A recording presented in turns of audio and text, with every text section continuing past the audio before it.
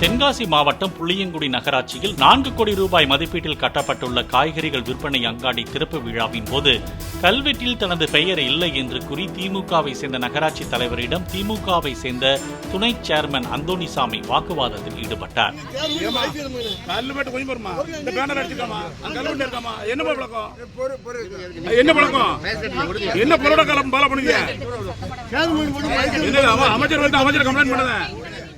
அமைச்சர் KN நேரு தலைமையில் திறப்பு விழா நடைபெற்ற போது திமுக நகர தலைவரிடம் துணை சேர்மன் வாக்குவாதத்தில் ஈடுபட்டது சலசலப்பை ஏற்படுத்தியது. பிளே ஸ்டோர் மற்றும் ஆப் ஸ்டோரில் இருந்து பாலிமர் செயலியை QR கோடு மூலம் பதிவிறக்கம் செய்யுங்கள். செய்திகளை உடனுக்குடன் பெறுங்கள்.